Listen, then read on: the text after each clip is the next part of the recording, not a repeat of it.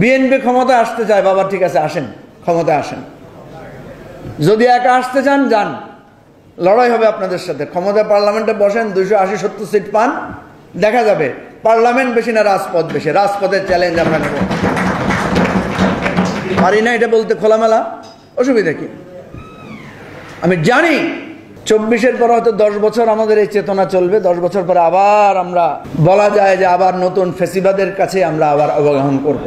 আবার লড়াই, আবার রক্ত, আবার হেলিকপ্টারের গুলি, আবার রাজপথে রক্ত দিয়ে আবার নতুন একটা প্রক্লেমেশন ডিক্লেয়ার করার হয়তো আমাদের স্বপ্ন জাগবে। এনাফ। বিএনপির নেতৃবৃন্দকে আমি বারবার বলেছি, 290 সিট নিয়ে যদি পার্লামেন্টে বসেন 2 বছর 3 বছরের বেশি টিকতে পারবেন না যদি শাসন ব্যবস্থার যদি পরিবর্তন না ঘটান।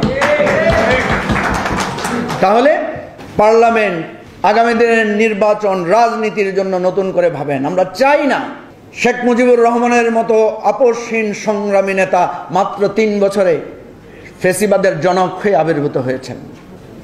শেখ হাসিনার মতো রাজপথের সংগ্রামী, কি নেত্রী যেন শেখ হাসিনাকে বলা হতো, গণতন্ত্রের মানুষ কন্যা। উনি বাংলাদেশের ফেসিবাদের দানব কন্যা পরিণত হয়েছেন ক্ষমতায় যাওয়ার পর।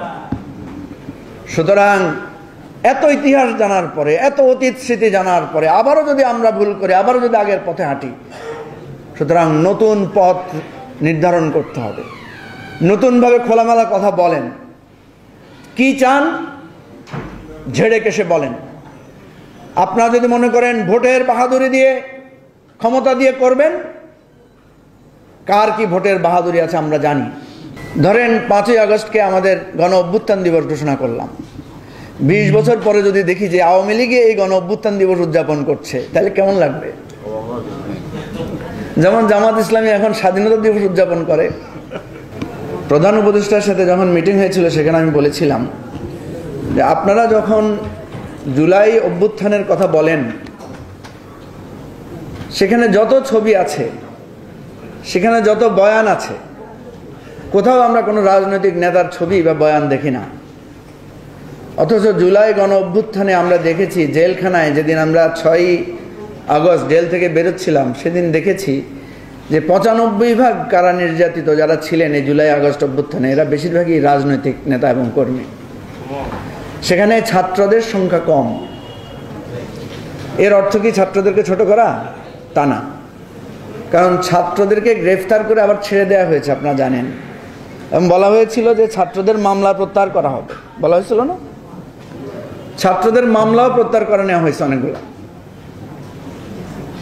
কথা হচ্ছে যে কোনো একটা অর্জন যখন সবাই মিলে করে, সেই অর্জনের যদি শুরুতেই আমরা অর্জন নিয়ে নানা ধরনের টানাহেঁচড়া করি, তখন এইভাবেই শুরু থেকেই আমাদের অর্জনটা ম্লান হতে থাকে।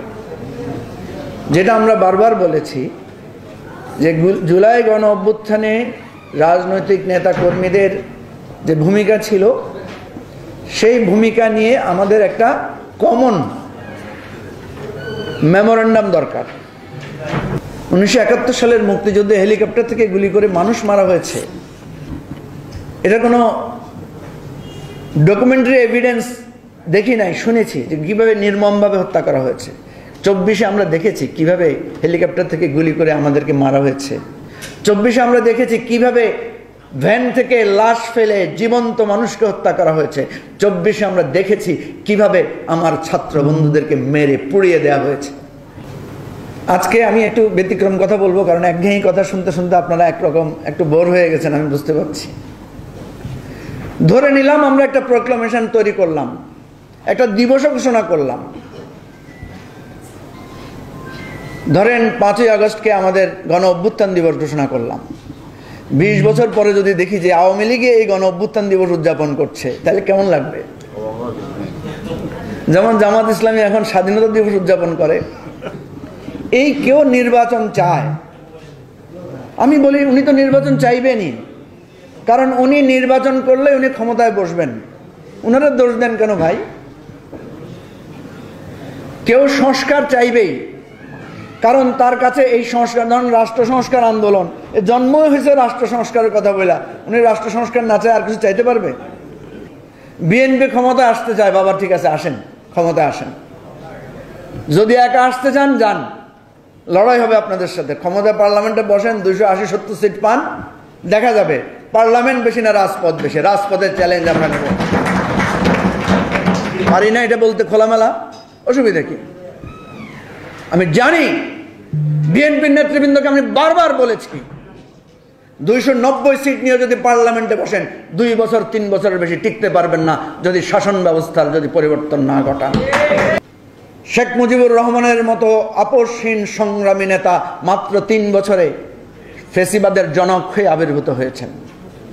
শেখ হাসিনার মতো রাজপথের সংগ্রামী, কি নেত্রী যেন শেখ হাসিনাকে বলা হতো, গণতন্ত্রের মানুষ কন্যা।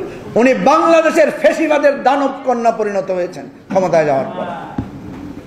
সুতরাং এত ইতিহাস জানার পরে, এত অতীত স্মৃতি জানার পরে আবারও যদি আমরা ভুল করি, আবারও যদি আগের পথে হাঁটি, সুতরাং নতুন পথ নির্ধারণ করতে হবে।